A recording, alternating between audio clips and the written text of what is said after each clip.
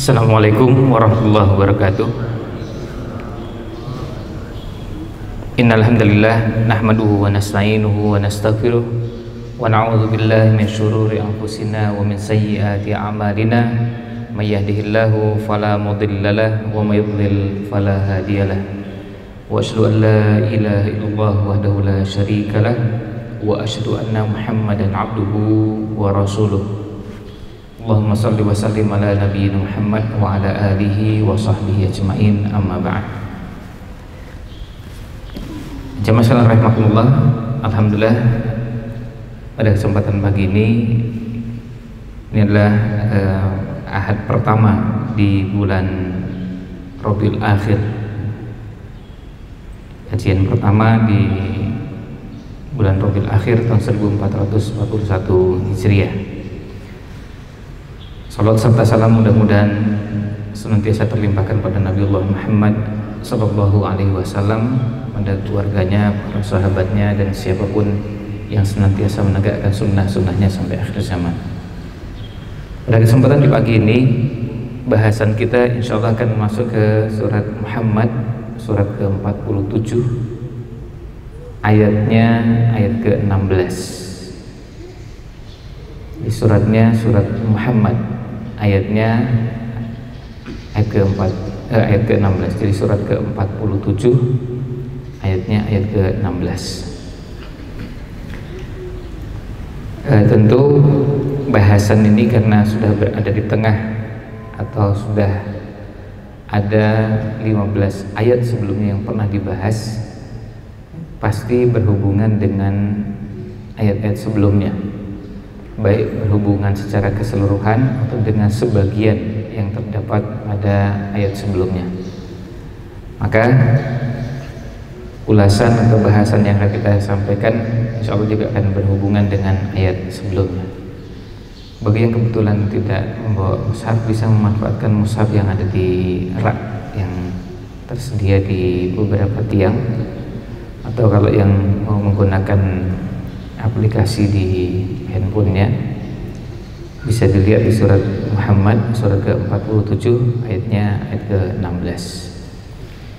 Allah SWT berfirman, a'udzu billahi minasyaitonir rajim, wa minhum may yastami'u ilaik. Wa minhum, dan di antara mereka, may yastami'u ilaik, man, ada orang yang yastami'u, menyimak, mendengar, ilaika, kepadamu, kepada Rasulullah sallallahu alaihi wasallam, hatta, sampai, idza kharaju, ketika mereka keluar, min indika, dari sisimu, dari majelismu, qalu, mereka mengatakan, lilladzina, kepada orang-orang yang utul ilma, diberikan pengetahuan, diberikan ilmu. Yang dimaksud adalah sahabat-sahabat Nabi sallallahu alaihi wasallam. Mereka mengatakan apa? Mereka mengatakan, mereka menanyakan, madza, apa yang qala, telah ia ucapkan, anifan, barusan. Ya, apa yang barusan diucapkan? Ulaika, mereka itulah, alladzina, orang-orang yang taba'allahu, Allah tutup atau Allah kunci, ala qulubihim, atas hati mereka, wattaba'u, dan mereka mengikuti ahwa'ahum, hawa nafsu mereka. Walladzina, ayat berikutnya 17, walladzina, sebaliknya orang-orang yang ihtadau, telah menerima petunjuk atau telah mendapatkan petunjuk, ketika mendengar nasihat, mendengarkan arahan, mendengarkan petunjuk, dari Nabi Shallallahu Alaihi Wasallam, zadahum, justru petunjuk tersebut menambah mereka hudan, petunjuk. Jadi sudah dapat petunjuk, kembali mendapatkan petunjuk untuk meneguhkan, untuk menguatkan. Wa atahum, dan Allah memberikan kepada mereka taqwahum, ketakwaan mereka. Nah, ini dua ayat yang kita akan coba kaji bersama pada kesempatan di Ahad pagi kali ini. Kita lihat sama-sama mulai dari ayat ke-16 surat Muhammad ini. Allah SWT mengawali pembahasannya dengan huruf waw, wa minhum, dan di antara mereka. Siapa yang dimaksud dengan mereka di sini? Kalau ada ayat seperti ini, kemudian ada ayat-ayat sebelumnya yang telah disebutkan, biasanya berkaitan dengan yang sudah disebutkan sebelumnya. Sebagian ulama dengan tegas langsung menyebutkan yang dimaksud adalah yang terdapat di ayat ke-12, yaitu apa? Walladzina kafaru yatamatta'una wa ya'kuluna kama ta'kulul an'am. Jadi yang dimaksud dengan wa minhum, dan di antara mereka, maksudnya di antara orang-orang kafir. Ayat ke-12, walladzina kafaru, dan orang-orang kafir, yatamatta'un, mereka bersenang-senang, mereka menikmati beragam kesenangan di dunia, wa ya'kulun, kemudian mereka juga makan sepuasnya, kama ta'kulul an'am, sebagaimana binatang makan. Karena binatang makan itu tidak ada aturan, semua bisa dimasukkan ke mulut dan mereka bisa makan sepuasnya, tidak ada batasan dan rambu-rambu terkait dengan makan. Meskipun dengan fitrahnya mereka juga mengukur apa yang menjadi makanannya, apa yang menjadi kebutuhannya, tetapi lepas dari rambu-rambu yang kita kenal dalam syariat. Tapi bisa dimaklumi karena binatang tidak terkena aturan syariat. Karena binatang tidak kena aturan halal haram, atau tidak kena aturan israf, tabdzir, dan yang lainnya.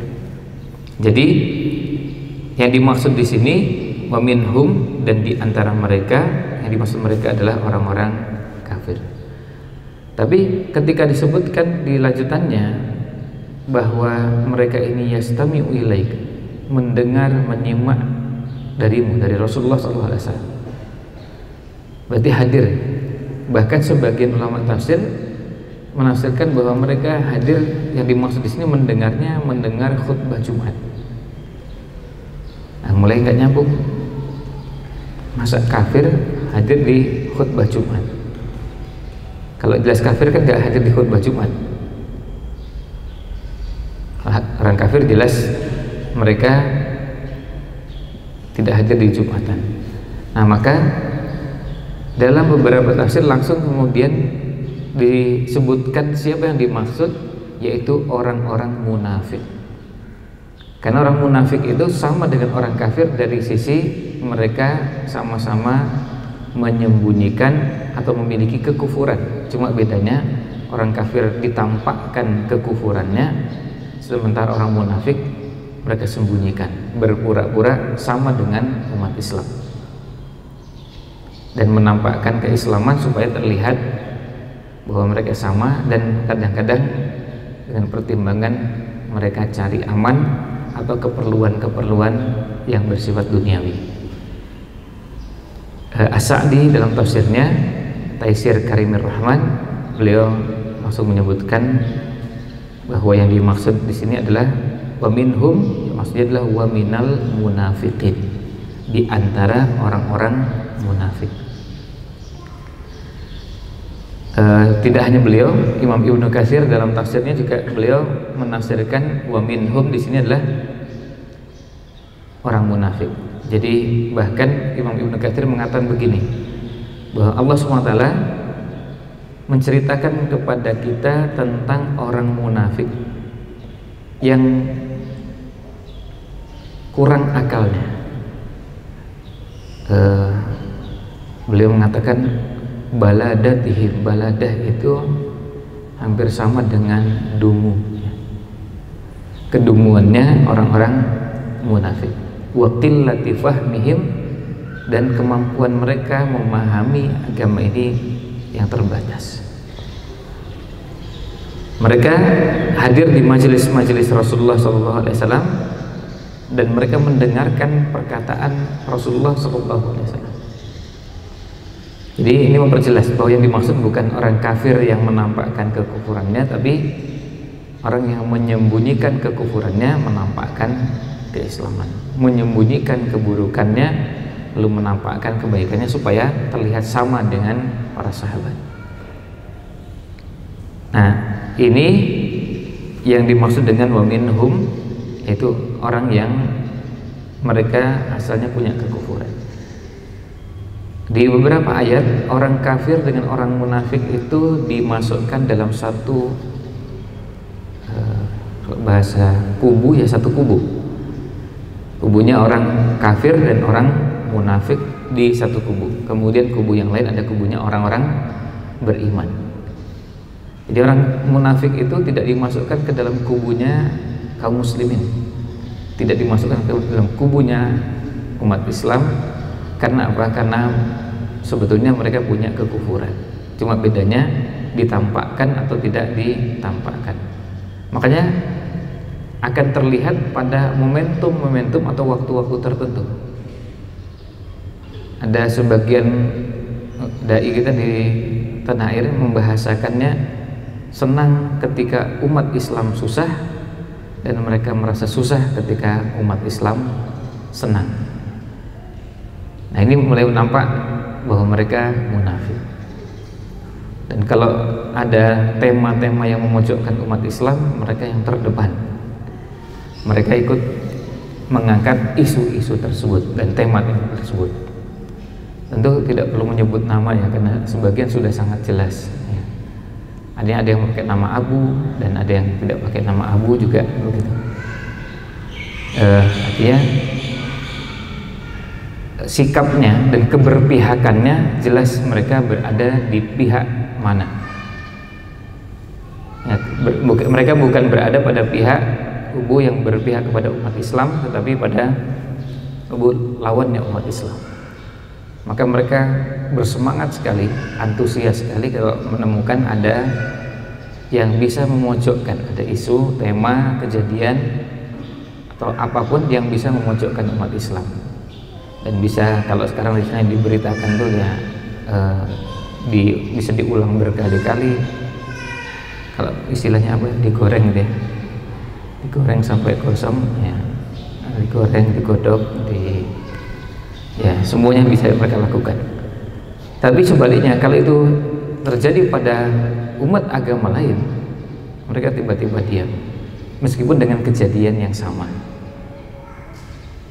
Sebagian katanya ada yang mau mengambil contoh yang terbaru ini, tidak mau hormat bendera. Nah, yang dilihat bukan pelakunya, tapi yang dilihat sikap mereka. Kalau seandainya pelakunya dari pesantren, wah mereka bisa bukan berhari-hari ya, dalam sehari bisa berkali-kali mengangkat isu itu dengan penuh semangat, dan sekian banyak istilah bisa diungkap. Tapi karena ternyata kebetulan pelakunya agak jenggotan ya, bukan pengurus rohis ya, bukan dari sebuah pesantren ya, yang tidak beragama Islam. Kalau perempuan tidak berjilbab, nah ternyata bukan itu. Maka tiba-tiba hilang beberapa isu-isu tersebut. Nah, dari ayat-ayat seperti ini sebetulnya bisa terlihat keberpihakan. Dan orang munafik kenapa dimasukkan ke dalam kubu dan pihak orang-orang kafir seperti yang terdapat pada ayat ini? Sebagian ulama menafsirkannya wa minhum itu adalah orang kafir, karena orang munafik ya sebetulnya di sana Ya, meskipun seperti yang ada di ayat ini, seperti yang disebutkan dalam tafsir Ibnu Katsir, mereka ini duduk di majelis Rasulullah SAW. Meskipun mereka juga kadang-kadang duduk di tengah-tengah umat Islam. Ya, kalau ada pengajian juga kadang hadir. Kalau ada khutbah Jumat mereka juga ikut. Kalau ada majelis taklim juga mereka bisa hadir dan seterusnya. Jadi itu yang dinamakan wa minhum. Kemudian may yastami'u pernah kita sampaikan, dan ini diungkap oleh At-Thahir Ibnu Asyur dalam tafsirnya At-Tahrir wa Tanwir, juga oleh beberapa ulama tafsir yang mengkaji sisi bahasa.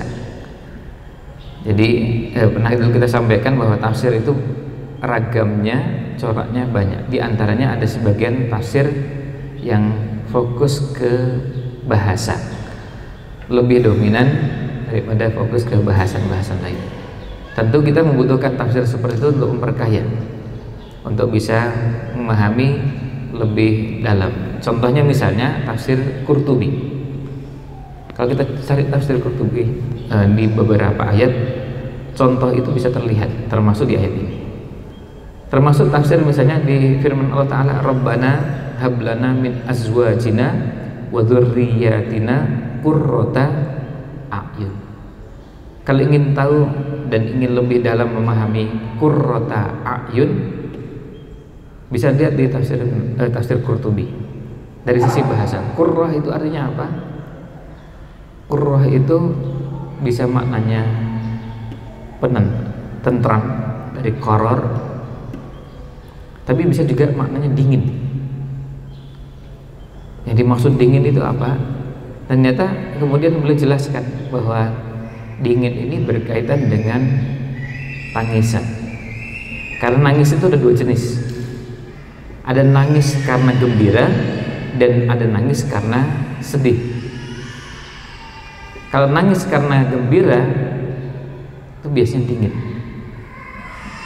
Sementara kalau nangis karena sedih itu terasa hangat atau panas. Maka yang dimaksud Rabbana hablana min azwajina wa dzurriyyatina qurrata a'yun, yang dimaksud dengan qurrata a'yun di situ artinya sampai pada tingkat, ya hanya kan isi doanya, ya Allah jadikanlah pasangan atau kalau suami berarti doa ini maksudnya dijadikanlah istrinya, anak-anaknya sebagai qurrata a'yun. Maksudnya adalah sebagai orang-orang yang bisa membuatnya menangis karena gembira, menangis karena bersyukur, menangis karena bangga dengan amal-amal soleh yang mereka perbuat. Kan bisa misalnya seorang bapak bisa menangis karena melihat ketika terbangun di malam hari ternyata putranya sedang sholat malam, dan itu selama ini nggak dia ketahui. Ternyata diam-diam putranya bangun malam. Akhirnya sang bapak menangis karena apa? Karena saking gembiranya, bukan sedih.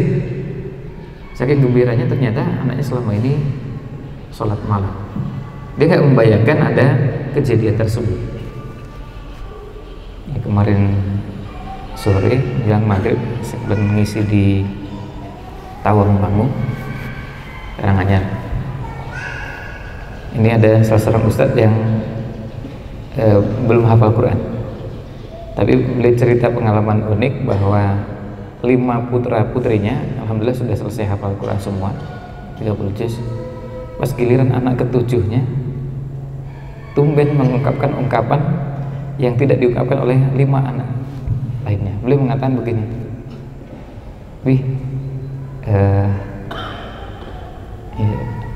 kalau nama putrinya itu Maryam. Nanti Maryam berdoa, mudah-mudahan Abi bisa hafal Quran sebelum Maryam hafal Quran. Jadi beliau suasana hatinya nggak karuan gitu ketika mendengar anaknya mengatakan kalimat itu.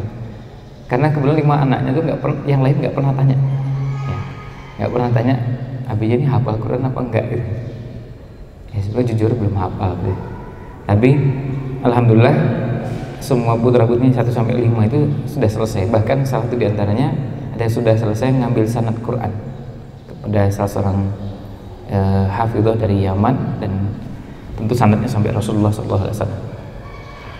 Nah, tapi yang terakhir ini kemudian nampaknya tahu kalau abinya belum hafal, dan kadang-kadang kelihatannya abinya tuh berusaha untuk menyesuaikan dengan anaknya. Jadi misalnya pas anaknya lagi setoran hafalan juz 30, jadi dia juga murojaah dan menghafal juz 30. Pas giliran pindah ke juz 29, abinya juga menyesuaikan, lalu mencoba untuk menghafal juz 29. Tapi namanya ketahuan sebetulnya abinya belum hafal, masih belum hafal 30 juz ya, kalau hafal beberapa surat sudah.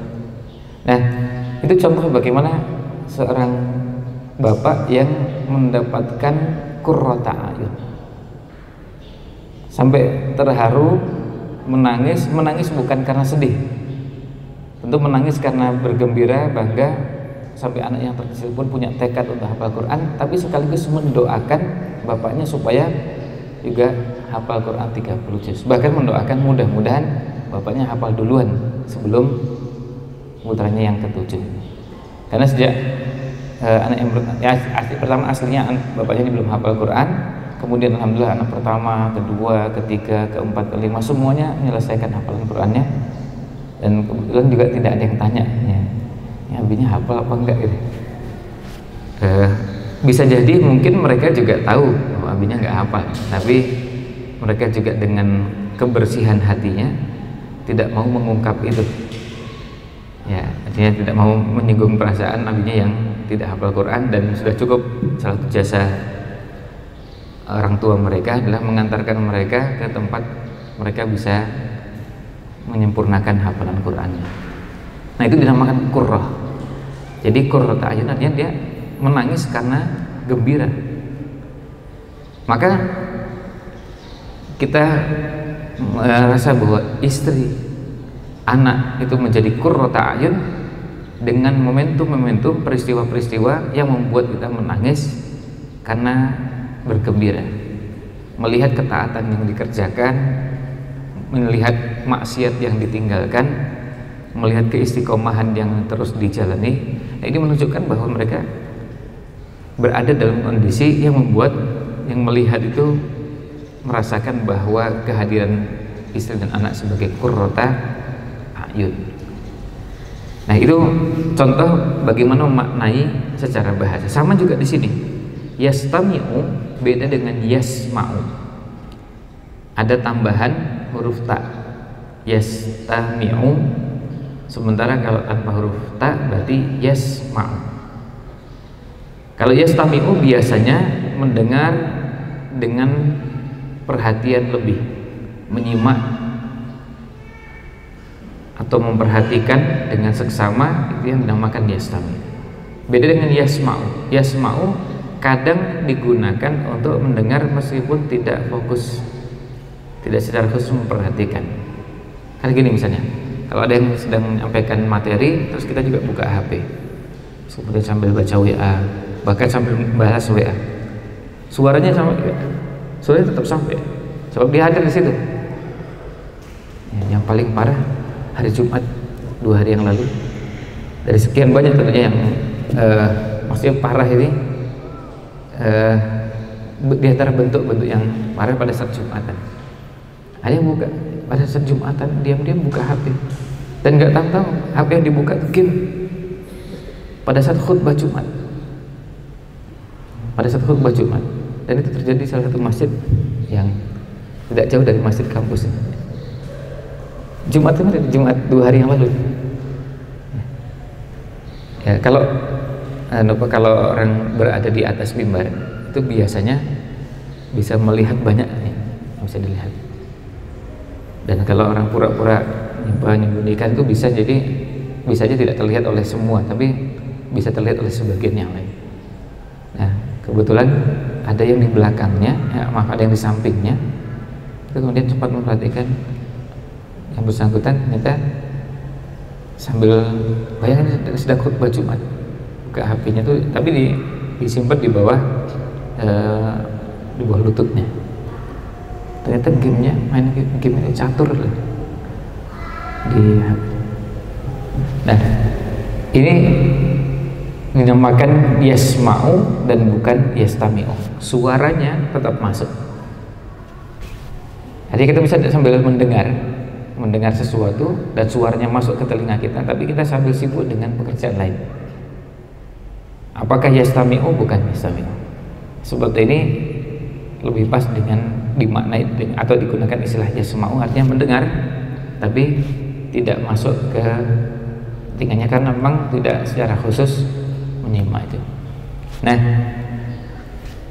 kata yang digunakan di sini yastami'u. Yastami'u bisa maknanya mendengar, asal mendengar lewat begitu saja.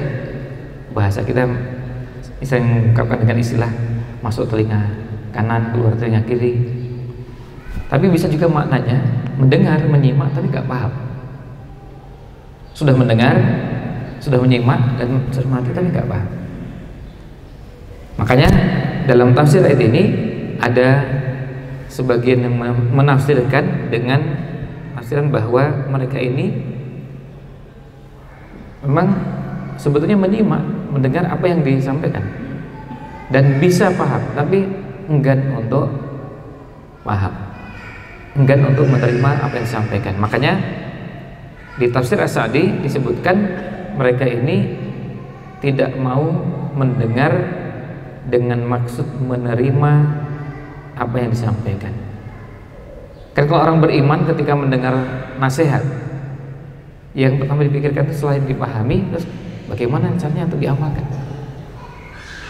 Ketika ada anjuran, misalnya anjuran menjaga kebersihan hati, yang dipikirkan adalah gimana caranya agar materi yang disampaikan itu selain bisa dicerna, bisa dipahami, terus apa yang bisa dilakukan untuk dirinya.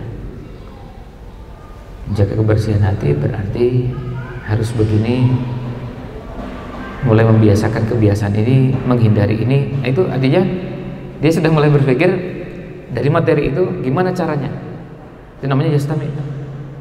Ketika tadi mendengar ada Rabbana hablana min azwajina wa dzurriyyatina qurrata a'yun, dia berpikir gimana caranya istri dan anak-anaknya menjadi qurrata a'yun. Maka ketika mendengar, menyimak, ada yang sudah langsung pada berpikir gimana langkah-langkah yang akan dilakukan dari apa yang disampaikan. Karena memang niatnya materi yang ada itu bukan cuma sekedar didengar, tapi ya, diwujudkan dalam kehidupannya. Kalau seorang bapak, termasuk seorang ibu tentunya, kalau ingin anaknya menjadi qurrata a'yun dari sekian banyak bentuknya, jadi melakukan pembiasaan di rumahnya sehingga bisa dicontoh oleh anak. Kan susah kalau kita nyuruh anak membiasakan baca Quran, tapi anak sendiri nggak pernah lihat kita baca Quran.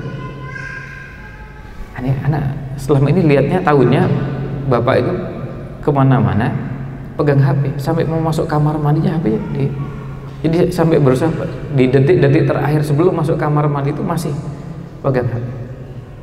Sebelum sholat pun sampai detik-detik terakhir menjelang sholat, sebelum takbiratul ihram masih buka HP.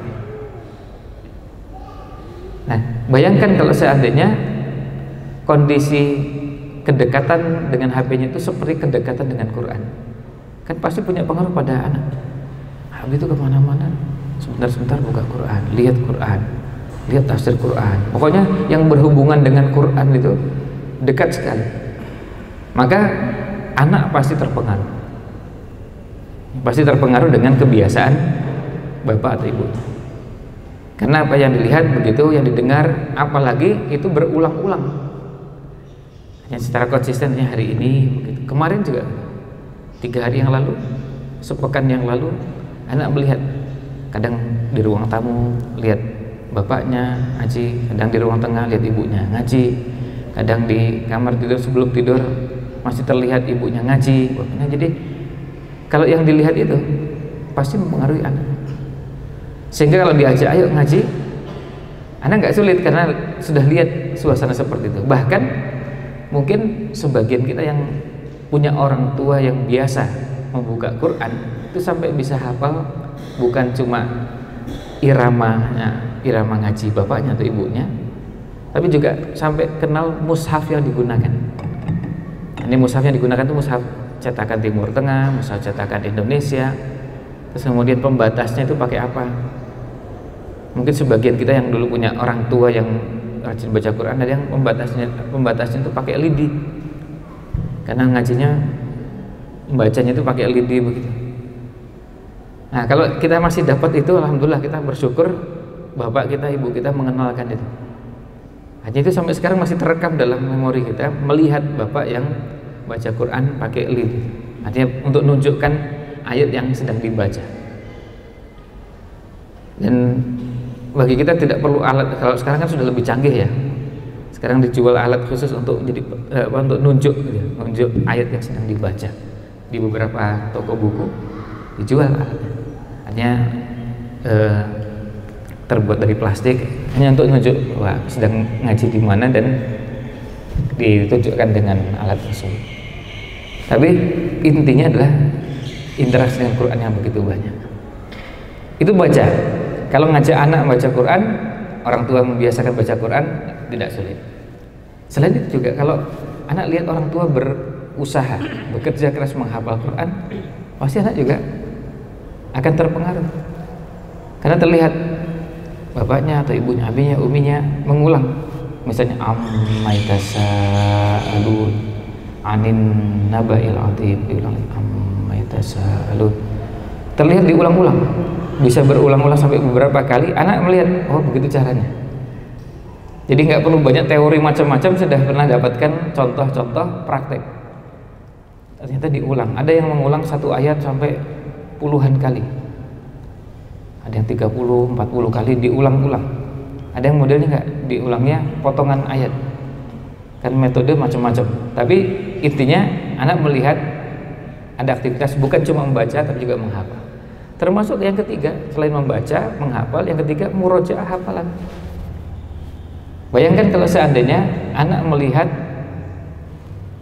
bapaknya setoran hafalan pada ibunya, atau ibunya setoran hafalan pada bapaknya, dan anak melihat kejadian itu, melihat sang ibu pegang mushaf menerima setoran bapaknya, atau sebaliknya, pasti punya pengaruh. Nah, itu contoh dari bagaimana kita ingin mewujudkan Rabbana hablana min azwajina wa dzurriyyatina qurrata a'yun. Ini salah satu contoh, dan sekali lagi bukan satu-satunya contoh bagaimana kita ingin anak-anak menjadi qurrata a'yun. Dimulai dari siapa? Ya dari diri sendiri sebelum yang lain. Kalau anak lihat kita biasa baca Quran, nambah hafalan Quran, mengulang hafalan Quran, kita nggak susah untuk ngajak anak. Yang susah itu kan kalau anak ditanyain terus, dikejar, disuruh kapan murojaahnya, gimana hafalannya. Tapi ada nggak pernah lihat bapaknya membaca, nggak pernah lihat bapaknya menghafal, nggak pernah lihat bapaknya murojaah hafalan. Nah, kapan anak dapatkan keteladanan? Ini terkait dengan bagaimana menyimak, mendengar, kemudian orang berpikir gimana caranya mengamalkan apa yang disampaikan. Itu namanya yastami'. Jadi yastami' itu ada yang menyimak dan sudah langsung, bukan cuma sekedar menerima materinya, tapi kemudian karena hatinya tunduk pada apa yang disampaikan, berpikir gimana caranya tahap berikutnya mengamalkan apa yang sudah didapatkan. Jadi baru duduk di tempat, baru dengar kajiannya, sudah langsung berpikir, bahkan mungkin ada yang berpikir kemana-mana. Makanya kita bisa lihat ada yang ketika mendengar materi itu, materinya sebetulnya sudah pindah ke tema lain, tapi dia sudah berpikir kemana-mana dari materi yang sudah disampaikan, karena ingin gimana caranya itu terwujud dalam rumah tangganya. Misal, nah kembali ke sini, jadi wa minhum may yastami'u ilaik. Di sini tidak disebutkan maf'ul bihnya, tidak disebutkan objeknya. Jadi kata istama'a yastami'u itu aslinya adalah kata yang membutuhkan, kata yang memerlukan objek. Karena kata mendengar itu pasti ada yang didengar, kan gitu. Ada maf'ul bihnya. Karena nggak mungkin misalnya kita mengatakan Ahmad mendengar, tapi nggak ada yang didengar. Itu susah dicerna. Kalau mendengar pasti ada sesuatu yang didengar. Dan ayat seperti ini kalau kita ambil contoh di Quran, kita bisa menemukan ada contoh ayat yang menunjukkan bahwa mendengar itu misalnya mendengar Quran. Surat Al-Ahqaf ayat 29 misalnya, Allah berfirman yastami'unal Quran, mereka mendengarkan Al-Quran. Jadi jelas yang didengar Al-Quran. Surat Al-Ahqaf ayat 29. Nah, itu contoh jelas maf'ul bihnya, jelas objeknya, yang didengar adalah Quran. Nah, sementara di sini tidak disebutkan. Nah, tidak disebutkannya maf'ul bih atau objek di sebuah ayat atau di sebuah kalimat dalam ayat, ini bisa menunjukkan bahwa makna yang dimaksud lebih supaya lebih umum, lebih menyeluruh, maka sengaja tidak disebutkan, dan itu bisa dipahami dari kalimat yang ada. Ketika disebutkan mendengarkan dari Rasulullah Shallallahu Alaihi Wasallam di majelis Rasulullah Shallallahu Alaihi Wasallam, berarti yang didengar apa? Ya semuanya. Ada Quran, jelas, karena Nabi SAW juga di banyak kesempatan, tentu contoh juga banyak, mau khutbah Jumat, mau khutbah Id, mau tausiah, nasihat atau teguran yang lainnya, salah satu yang muncul di situ adalah Al-Quran. Tetapi tidak semuanya Quran. Kadang-kadang ada nasihat-nasihat yang kemudian kita kenal dengan nama hadis. Kadang beliau bertanya, kadang beliau menegur, kadang beliau nasihati, kadang beliau menceritakan, kadang beliau memberikan arahan. Nah, itu semua masuk dalam yang didengar dari Rasulullah Sallallahu Alaihi Wasallam. Maka sengaja tidak disebutkan supaya masuk di dalamnya semuanya. Sama persis seperti kalau kita membaca masuk saat membahas Iqra Bismi Rabbikal ladzi khalaq. Apa yang dibaca di sini tidak disebutkan. Karena asalnya jelas membaca itu pasti ada objeknya, ada maf'ul bihnya, ada yang dibaca. Kan nggak mungkin membaca apa tidak ada yang dibaca. Membaca itu pasti ada. Membaca apa pasti ada yang dibaca. Nah, tapi supaya yang dibaca itu bisa masuk semuanya, maka sengaja dihilangkan kata yang jadi berada pada posisi maf'ul bihnya atau objeknya supaya bisa masuk semuanya. Jadi Iqra, bacalah, apa yang dibaca pokoknya baca apa, tapi bismi rabbikal ladzi khalaq. Maka membacanya apa? Bisa membaca bukan cuma Quran, bukan cuma hadis, bisa juga membaca apa? Pengetahuan alam. Bisa membaca kalau sekarang pelajaran biologi, tapi bismi rabbikal ladzi khalaq. Bisa membaca fisika, tapi bismi rabbikal ladzi khalaq. Bisa membaca apa? Semua bisa masuk di situ, tapi bismi rabbikal ladzi khalaq. Nah, ini yang terkait dengan yastami'u ilaih. Jadi tidak disebutkan objeknya, tapi justru dengan tidak disebutkan supaya masuk di dalamnya semua yang bisa dimasukkan. Sama seperti Iqra, yang dibaca apa? Semuanya bisa dimasukkan. Baca Quran masuk, baca hadis masuk. Bisa nggak baca ilmu pengetahuan yang lain yang ditulis oleh manusia, artinya bukan dari Allah, bukan dari Rasulnya SAW? Bisa. Kalau bismi rabbikal ladzi khalaq. Nah, kemudian di sini setelah disebutkan yastami'u ilaika, penyebutan kata yastami'u ilaika, menyimak darimu, dari Rasulullah SAW, artinya mereka hadir di majelisnya. Beberapa kitab tafsir, kalau kita coba baca lebih dari satu kitab tafsir, maka kita temukan ada sebagian tafsir yang menyebutkan contoh dan tidak bermaksud membatasi, meskipun tidak menyebutkan bahwa ini contoh. Kadang-kadang begini, ada sebagian tafsir yang menyebutkan yastami'u ilaik maksudnya adalah khutbah Jumat. Cara memahami seperti ini, cara memahami tafsir seperti ini adalah contoh tafsir terhadap ayat dengan menyebutkan contoh makna dari ayat tersebut. tapi tidak dimaksudkan membatasi. Jadi tidak boleh dipahami bahwa yang dimaksud dalam ayat ini hanya di khutbah Jumat saja, karena bisa jadi mereka juga hadir di selain khutbah Jumat. Bukankah Nabi SAW juga pernah mengumpulkan para sahabat dan menyampaikan materi? Bisa juga hadir di situ. Jadi bukan hanya khutbah Jumat, bisa juga pengajian yang lain, kalau itu namanya pengajian. Sekarang kita mengenal istilah-istilah yang begitu banyak. Ya, dia ada majelis taklim, ada tabligh akbar, ada kultum, ada istilah-istilah yang begitu banyak. Tapi intinya mereka hadir di majelis Rasulullah Shallallahu Alaihi Wasallam, mendengar. Tapi apa yang terjadi? Mereka mendengar karena memang hati mereka enggan untuk menerima kebenaran, maka apa yang didengar itu tidak masuk ke hati dan tidak menambah keimanan, tidak menambah petunjuk. Makanya di ayat berikutnya disebutkan kebalikannya. Orang yang beriman, yang sudah dapat petunjuk, dapat nasihat itu, malah justru nasihat itu menambah keimanannya, menambah petunjuk yang sudah ada dalam dirinya.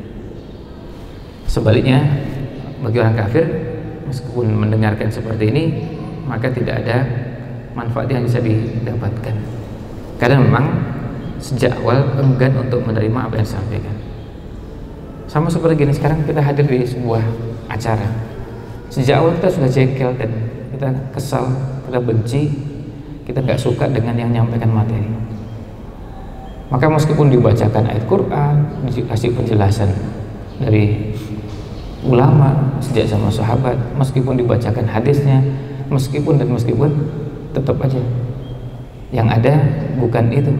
Bahkan mungkin bisa jadi acaranya memang berusaha untuk hadir lalu cari kelemahan,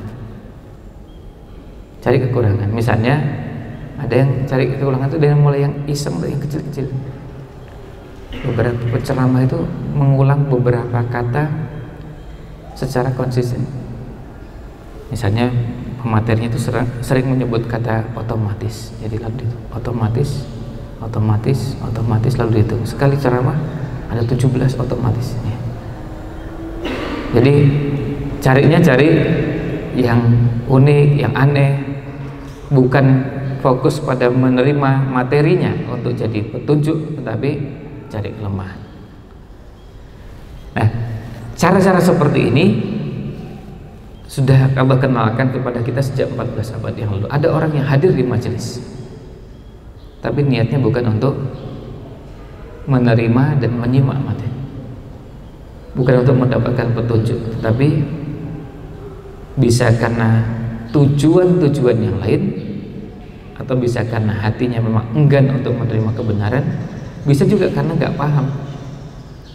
Sebagian ulama tafsir memaknai di sini, memaknai ayat ini bahwa mereka tidak paham terlihat daripada lanjutan ayat, hatta idza kharaju min indika.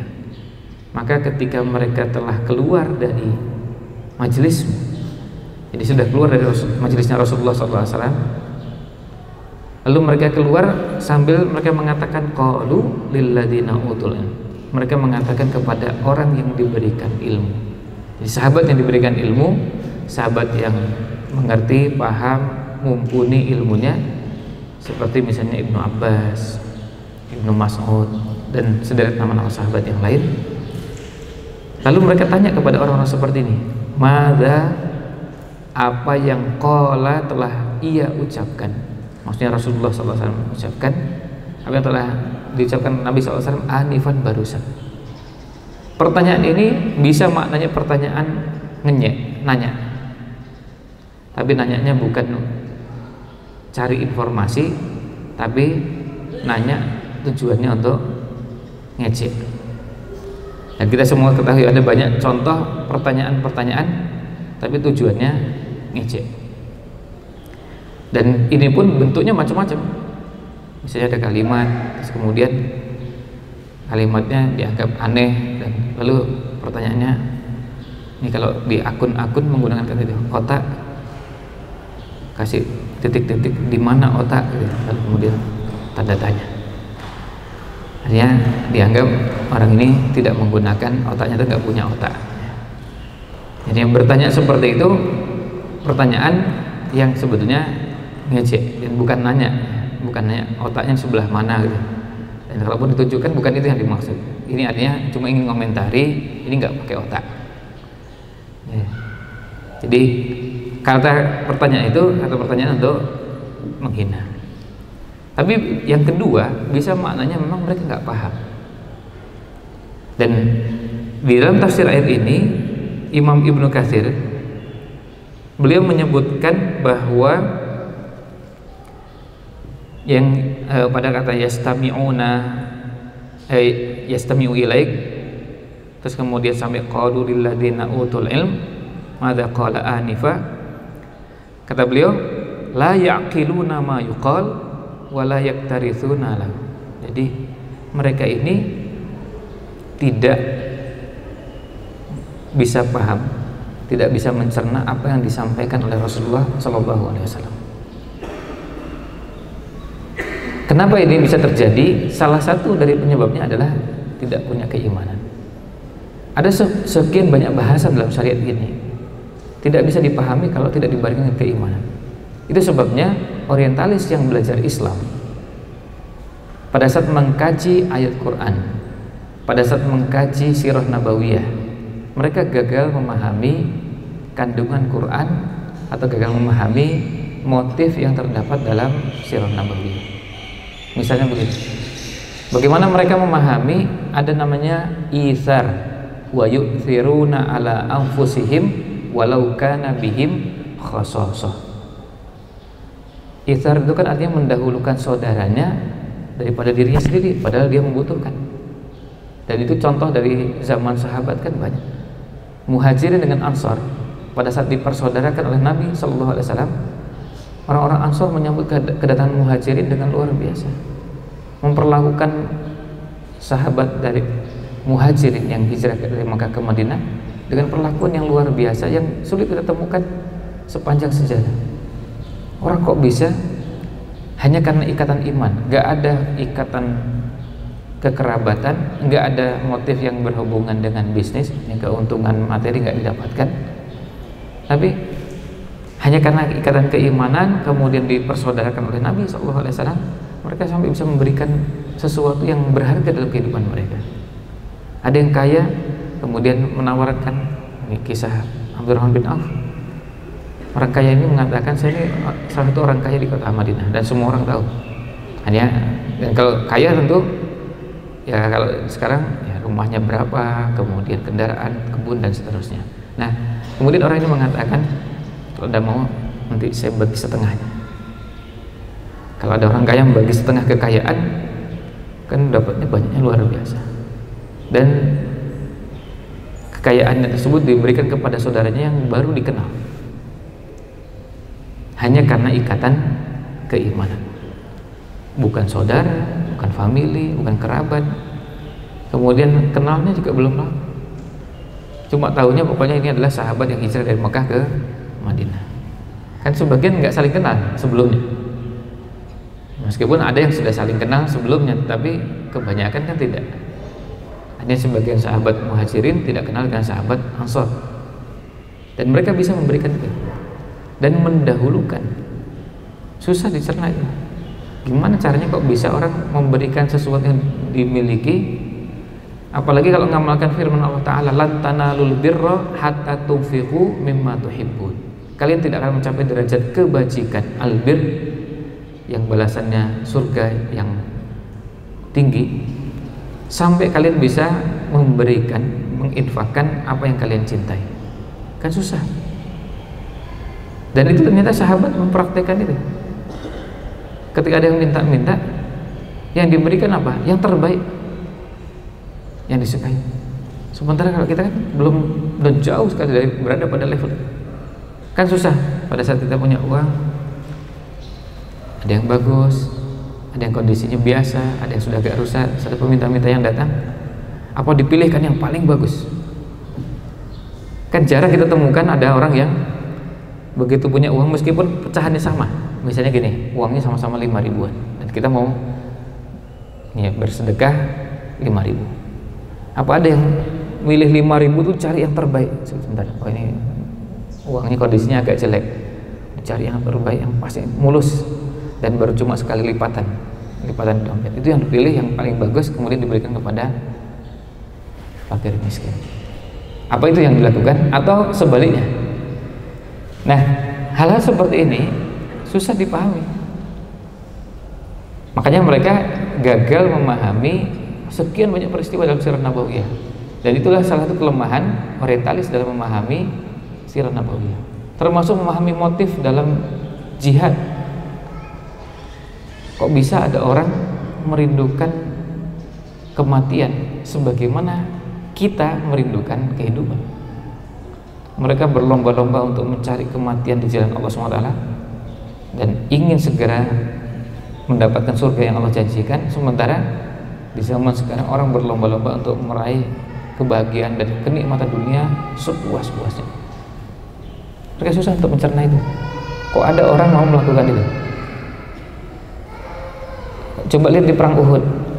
Kok ada sahabat yang rela tubuhnya dijadikan tameng supaya jangan ada panah, jangan ada tombak, jangan ada pedang, jangan ada senjata tajam yang mengarah ke tubuh Rasulullah SAW.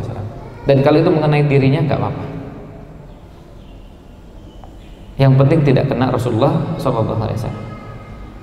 Maka beberapa penulis Barat, sebagian orientalis, lalu kemudian karena kesulitan memahami itu dan cara berpikir mereka materialis, lalu mengatakan ini motifnya materi. Ini paling orang bayaran. Susah. Mereka nggak bisa mencerna itu. Ini dibayar berapa? Sahabat Tolha itu dibayar berapa lah Nabi SAW? Pasang badan dan mau panah tombak mengarah ke tubuhnya, yang penting Rasulullah SAW tidak kena. Kamu dibayar berapa? Dan bagi sebagian orang dianggap ini nggak waras. Kok mau menjadikan tubuhnya, dan kalau perlu nyawa dikorbankan nggak apa. Yang penting Rasulullah SAW aman. Mengorbankan nyawa itu susah pakai cara. Nah, kalau tidak pernah punya keimanan, susah mencerna itu. Sama juga dengan membahas tentang ikhlas. Bagi yang tidak beriman susah membahas ikhlas. Ada orang memberi sesuatu dan nggak mengharap apa-apa dari manusia. Tapi kok aneh. Udah capek-capek mengumpulkan harta, begitu banyak, dengan entengnya mengeluarkan di jalan Allah SWT. Coba lihat Utsman bin Affan. Pada saat kaum muslimin membutuhkan keperluan tertentu dalam jumlah besar, dengan entengnya langsung boleh keluar. Apa nggak rugi? Udah capek mengumpulkan harta sebanyak itu, terus tiba-tiba langsung dikeluarkan dan dalam jumlah yang sangat besar, sangat banyak. Nah, contoh-contoh seperti ini di kehidupan sahabat banyak. Nah, intinya kesulitan memahami ini bisa terjadi karena ada begitu banyak bagian yang tidak bisa dipahami kalau tidak diberikan keimanan. Sama seperti kalau kita mengatakan kenikmatan ibadah, itu susah dipahami oleh orang yang tidak beriman. Nanti ya tentu kalau yang sudah pernah berangkat haji atau umrah bisa merasakan. Bagi yang belum pernah, bisa tanyakan pada yang pernah berangkat haji atau umrah. Karena gini, ada sebagian orang, dan kita tahu ya di Jogja juga ada yang mengkampanyekan untuk tidak berangkat haji dan berangkat umrah karena ngabis-ngabisin duit. Ya, ngabis-ngabiskan uang. Sementara bagi yang sudah pernah berangkat, dan tentunya yang juga belum berangkat, bagi mereka berangkat ke tanah suci adalah kepuasan yang seandainya dibayar dengan uang yang sudah dibayarkan, atau kalau haji ONH itu nggak ada apa-apanya. Karena apa? Ada kepuasan yang kalau ditanya apa itu, ya susah juga cerita. Ya pokoknya ya begitulah. Sampai ada sebagian jamaah haji, jamaah umrah ketika ditanya waktu pas melihat Ka'bah nangis kan? Ya saya nangis. Kalau ditanya kenapa, nggak tahu juga. Pokoknya ya spontan aja melihat begitu langsung nangis. Padahal kalau cuma lihat Ka'bah kan bisa lihat di YouTube kan? Apa nggak bisa lihat di YouTube? Bisa, tapi beda. Sebagian jamaah yang berangkat umroh di bulan Ramadan misalnya, lalu sholat tarawih di Masjidil Haram bermakmum dengan imam Masjidil Haram. Ada ya, misalnya yang populer ada Abdurrahman Sudais. baru di rakaat pertama sudah nangis. Padahal kalau mau dengar rekamannya Syekh Abdurrahman Sudes, download bisa. Ada di Jogja, download bisa. Dan bisa bahkan utuh lengkap 30 juz bisa. Tapi pada saat dengar di sini kok nggak nangis ya? Di sana nangis. Ada apa? Nah, ini hal-hal seperti ini susah dijelaskan. Ya, tentu bisa, bukan berarti susah dijelaskan, nggak bisa dijelaskan. Tapi ada yang namanya kenikmatan ibadah. Kenikmatan ibadah itu apa? Bagi orang tidak beriman susah. Kok bisa ada orang datang ke depan Ka'bah, kemudian tawaf mengelilingi Ka'bah, ada yang nangis, dan ada yang nangisnya panjang, bukan cuma 1 putaran, sampai 2 putaran masih terus nangis. Dan sekali lagi kalau ditanya kenapa, susah juga menjelaskan. Pokoknya ada sesuatu yang ya, saya susah membahasakan. Ada kepuasan, ada kenikmatan yang susah untuk diungkapkan dengan kata-kata. Ada yang nangis ketika lihat Ka'bah, ada yang nangis ketika sholat di Masjidil Haram, ada yang baru lihat pintunya udah nangis. Kalau pintu kan sama dengan pintu yang lain, tapi karena ada kepuasan, alhamdulillah bisa sampai ke Mekah. Ya kalau mau dijelaskan nanti bisa, tapi itu penjelasannya susah dicerna kalau orang-orang yang tidak membarengi hal tersebut dengan keimanan. Makanya ada cerita yang dulu pernah kita sampaikan, ini ketika ada misionaris berhasil memurtadkan sebagian kaum muslimin di sebuah wilayah di Filipina. Saya dengar cerita di kawan-kawan, itu mereka ketika sudah dimurtadkan, kemudian diberi sekian banyak fasilitas dan kenikmatan yang bersifat materi, lalu diadakan acara kalau bahasa kita syukuran lah, karena syukuran ini sudah murtad. Jadi di satu rumah, di tempat ibadah mereka, lalu diselenggarakan kegiatan. Nah, pada saat sesi dipersilahkan untuk menceritakan bagaimana perasaannya. Yang paling menarik adalah pada saat sesi diminta untuk menyampaikan kira-kira mau minta apa. Karena yang kebetulan perlu lapangan pekerjaan sudah difasilitasi, yang perlu jaminan kesehatan sudah difasilitasi, yang anaknya mau sekolah dapat sekolah gratis, perlu perlengkapan sekolah dibelikan. Nah, ternyata permintaan berikutnya permintaan yang aneh yang tidak terbayangkan oleh penyelenggara. Kalau sudah jelas murtad, lalu ditanya minta apa lagi, jawabannya minta pergi haji ke Mekah. Yang gini, kan panitianya pusing ini. Udah murtad kok masih minta pergi haji, kan nggak nyambung sekali. Ini artinya memang pindah agamanya bukan berangkat dari keyakinan. Karena kalau pindah agama dengan keyakinan, harusnya haji itu sudah hapus, nggak ada itu. Kan nggak ada itu haji. Kalau sudah betul-betul meninggalkan Islam, ya hilang itu namanya haji. Sama sekali nggak ada keinginan untuk haji. Nah itu jelas kafir. Jadi kalau masih minta dan sudah jelas-jelas murtad masih minta, dan itu permintaan apa? Permintaan yang lain. Dan sekian banyak permintaan yang sudah dipenuhi semua, permintaan berikutnya adalah pergi haji. Ya panitia bingung, masa udah jelas murtad minta pergi haji. Ini artinya mereka gagal untuk mengubah dan menggiring hati mereka untuk pindah agama.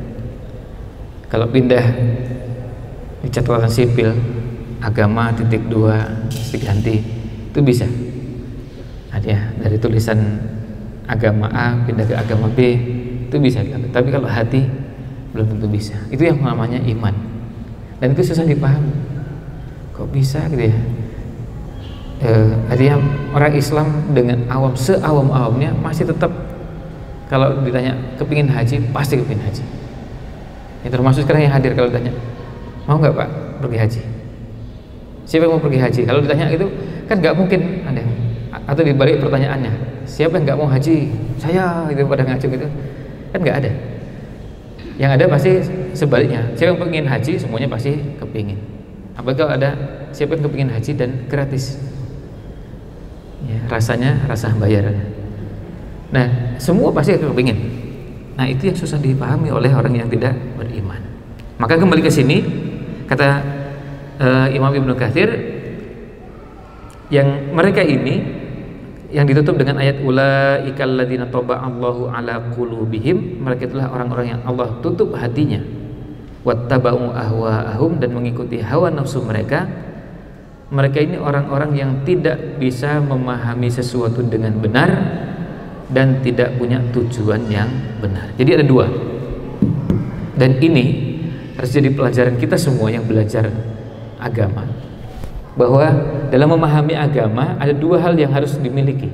Pertama, niat yang benar. Mau dinamakan niat, motif, tujuan, dan seterusnya, silakan. Istilahnya bisa macam-macam, tapi intinya itu. Jadi belajar ini harus ada niat yang benar. Sama seperti kita hadir di pengajian seperti ini. Niatnya apa? Harus dipasang niat yang benar, tujuan yang benar, motivasi yang benar. Karena apa? Ini membantu kita memahami, dan Allah berikan kemudahan untuk memahami agama atau memahami bahasan yang kita bahas. Kita kan lebih mudah memahami agama ini kalau sejak awal niatnya benar. Memahami Quran, memahami hadis dalam agama kita ini, salah satu yang bisa memudahkan kita memahami itu adalah niat yang sejak awal dipasang dengan niat yang benar. Allah mudahkan. Sebaliknya, yang sejak awal niatnya punya niat-niat yang salah, motif-motif yang salah, kadang-kadang Allah tutup pintu-pintu untuk bisa memahami bahasan-bahasan tersebut. Ayatnya sama, tapi nggak bisa memahami. Hadisnya sama, makanya kita bisa lihat kedalaman pemahaman para ulama yang mereka sejak awal punya niat yang benar. Yang kedua, selain niat yang benar, yang kedua juga pemahaman yang benar. Orang menyimpang bisa di salah satu dari dua ini. Bisa jadi karena memang sejak awal sudah punya niatan yang tidak benar, meskipun bisa memahami dengan benar. Atau sebaliknya, sudah punya niat yang benar tapi tidak mampu memahami dengan benar. Nah, kalau yang kedua ini diperoleh selain kita berdoa, juga dengan latihan, belajar mengasah kemampuan untuk bisa memahami sesuatu. Misalnya gini, bagi teman-teman yang ingin belajar fikih, maka pelajari muqaddimah, pengantar belajar fikih, supaya kita bisa memahami bahasan fikih. Misalnya gini, yang namanya belajar fikih itu kita harus siap melihat perbedaan. Perbedaannya apa? Perbedaan cara memahami. Dan itu sudah ada sejak 14 abad yang lalu. Teksnya sama, tapi yang dipahami beda. Ceritanya begini, Nabi SAW ngirim para sahabat, rombongan, jumlahnya banyak. Pesan beliau singkat, la yusalliyanna ahadukum al-asra illa fi bani Quraidah. Jangan ada salah seorang di antara kalian yang sholat asar kecuali di Bani Quraidah. Lalu mereka berangkat. Nah, ketika berangkat sudah masuk waktu asar, belum nyampe Bani Quraidah. Pesannya jangan sholat asar kecuali di Bani Quraidah. Ada sebagian yang memahami begini, maksud Nabi SAW adalah kita diminta untuk mempercepat langkah perjalanan kita supaya asar sudah sampai di Bani Quraidah. Maksudnya itu. Tapi ternyata kenyataannya kita belum sampai, maka kita sholat asar di sini. Sholat asar di sini kenapa? Ini sudah masuk waktu asar.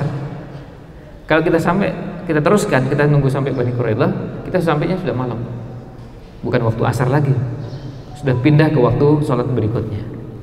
Maka mereka memahami bahwa berarti maksudnya adalah pokoknya sholat asar ya di waktunya. Dan itu adalah ajakan supaya, atau anjuran supaya mempercepat langkah perjalanan supaya asar sudah sampai di sana. Ternyata belum sampai. Ini kelompok pertama. Kelompok kedua memahami dari teks yang sama, hadis yang sama, bahwa yang dipahami sebagaimana tertuang di situ. Pokoknya kita sholat asarnya di Bani Quraidah jam berapapun. Hadisnya jelas. Jangan ada salah seorang di antara kalian yang sholat asar kecuali di Bani Quraidah. Berarti kita memang nggak boleh sholat di tempat lain. Sholat asarnya dari sana. Terus kalau sudah keluar waktunya, pokoknya begitu. Karena memang teksnya begitu. Akhirnya terbelah jadi dua, terpecah jadi dua. Dan kemudian kejadian itu diceritakan kepada Rasulullah SAW. Kejadian dua kelompok sahabat yang memahami teks yang sama dengan cara yang berbeda. Dan Nabi SAW tidak menyalahkan mereka, baik yang ini maupun ini, dan bisa dimaklumi ketika ada yang memahami, meskipun tentu ada yang lebih tepat memahaminya. Tetapi dari cerita itu sudah cukup untuk menunjukkan kepada kita bahwa ada dua yang memahami teks yang sama dengan pemahaman yang berbeda. Di zaman kita sekarang juga begitu. Nah, belajar fikih, belajar mengenal itu. Maka pengantar belajar fikih kadang-kadang bisa lebih penting dari bahasan fikihnya. Termasuk belajar, kalau fikih itu belajar mencermati teks, belajar memahami kemungkinan-kemungkinan yang bisa dipahami dari teks. Misalnya gini, Ahmad berangkat ke masjid untuk melaksanakan sholat subuh. Di jalan Ahmad melihat anjing menjilat kakinya. Pertanyaannya, apakah wudhunya Ahmad itu batal? Gimana, batal nggak? Ada yang mengatakan batal, ada yang mengatakan nggak batal. Nah, kalau melihat teks seperti itu, kalau di fikih kita belajar memahami, kan ini Ahmad berangkat ke masjid dan sudah wudhu di rumahnya, siap untuk sholat. Di perjalanan ke masjid dia melihat anjing, anjing ini menjilat kakinya. Kakinya siapa? Nah, itu gantung kakinya kaki siapa. Kalau menjilat kakinya anjing, ya nggak apa-apa, nggak batal wudhunya, cuma melihat. Karena melihat anjing itu tidak membatalkan wudhu. Termasuk melihat anjing menjilat kakinya anjing, nggak apa-apa. Karena cuma melihat aja, jadi tidak batal wudhunya. Nah, ulama-ulama fikih itu sangat teliti dalam hal-hal seperti itu, dan mereka sangat jeli. Imam Abu Hanifah itu pernah punya muridnya ini sempat berada pada kondisi merasa sudah cukup belajar, lalu ingin berhenti dan kemudian belajar ingin kemudian pisah dengan gurunya. Ya maaf, kondisi seperti ini di kita ini banyak itu, artinya bukan cuma 1-2 contoh yang sama. Artinya baru belajar sebentar, kadang-kadang sudah merasa pintar, kadang-kadang sudah merasa lebih pintar dari gurunya, sudah bisa nyalahkan gurunya, sudah bisa mengatakan gurunya menyimpang, bahkan sudah ada yang mengatakan gurunya sudah dianggap sesat. Padahal baru belajar sebentar. Ada yang parah tuh baru belajar 2 tahun, itu cuma kajian seminggu sekali. Nggak hafal Quran, nggak bisa bahasa Arab, tapi sudah merasa pintar dan bisa nyalahkan, termasuk nyalahkan gurunya.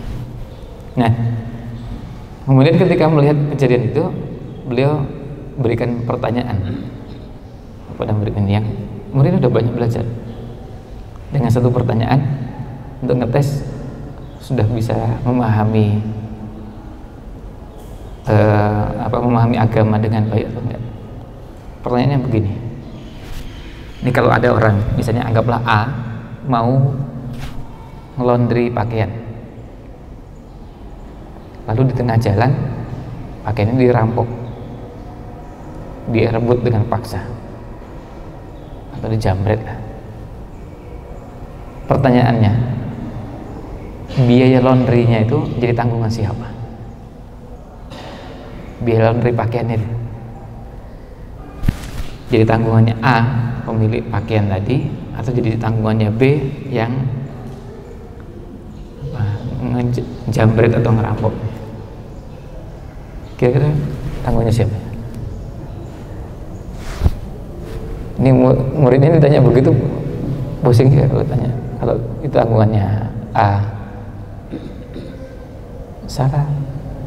Kalau tanggungannya yang jambret juga bisa salah. Ternyata apa? Ternyata jawabannya beliau jelaskan, itu tergantung dari kapan ngelondrinya. Pada saat ngelondri tadi, Kalau ternyata sudah di laundry dan kemudian dirampok pakaian itu setelah di laundry, maka biayanya tanggungan pemilik pakaian tadi. Tapi kalau ngelondrinya setelah pakaian itu diambil oleh orang lain, jadi tanggungan yang ngambil pakaian tersebut. Nah, merinci beberapa bahasan begini adalah kebiasaannya para ulama, dan melatih kemampuan itu dalam fikih kita akan temukan banyak yang luar biasa. Nah, itulah kita belajar punya pemahaman yang benar. Nah, kalau kita belum punya, cara yang paling efektif adalah belajar dengan pemahamannya para ulama. Jadi jangan sekali-kali gerakan kembali kepada Quran dan Sunnah dipahami bahwa kita bisa langsung kembali ke Quran dan Sunnah tanpa pemahaman ulama. Gerakannya betul, kembali ke Quran dan Sunnah, tapi jangan dipahami bahwa kalau gitu kita langsung ke Quran, langsung ke Sunnah dan tidak menggunakan pemahaman ulama. Ini akan merusak dan bisa jadi sesat. Kita bisa jadi tersesat karena apa? Karena tidak semua ayat bisa langsung kita pahami. Dan kita bisa lihat kedalaman pemahaman para ulama dari ayat-ayat yang mereka jelaskan. Dan kajian tafsir seperti ini satu cara untuk kita belajar bagaimana ulama memahami teks, memahami ayat dan tafsir-tafsir yang ada, membantu kita mengenali hal tersebut. Nah, itu ulasan yang bisa kita sampaikan di ayat ke-16 dari surat Muhammad, surat ke-47. Mohon maaf, ayat ke-17-nya belum bisa kita bahas. Mudah-mudahan ulasan ini ada manfaatnya. Mohon maaf jika ada kurang berkenan. Wallahu a'lam. Wassalamualaikum ala Nabi Muhammad wa ala alihi washabihi ajmain.